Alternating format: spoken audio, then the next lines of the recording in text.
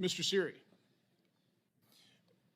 do you want to describe why it's appropriate for HHS Secretary Kennedy to actually do some research on vaccines?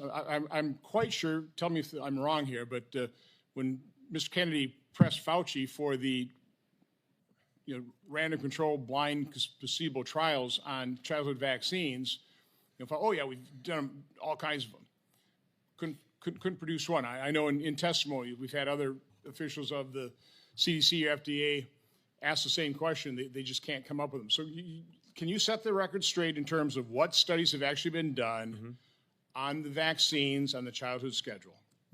Absolutely. So in my 66-page submission, I set out every single routine childhood vaccine on the CDC schedule today with sources citing to the FDA underlying clinical trial documents that confirm. So if you dispute this term, you got to argue with the FDA. Not a single routine childhood vaccine on the current schedule, other than the Covaxin licensed for 12 and older, was licensed based on a clinical trial in which the control group received a placebo. And if the control group received another vaccine, that vaccine was also not licensed based on a placebo-controlled trial. That is all set forth in here. It is categorically accurate, a placebo meaning.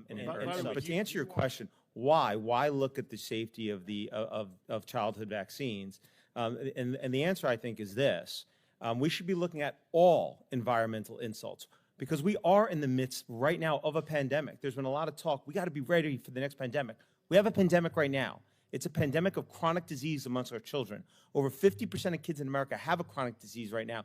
That's up from under 13% in the early 80s. What's changed? What has caused massive immune dysregulation to occur amongst our children? Why do I say that? Because most of the chronic diseases that we've seen exploding, asthma, you go down the list, have an etiology in being a form of immune dysregulation.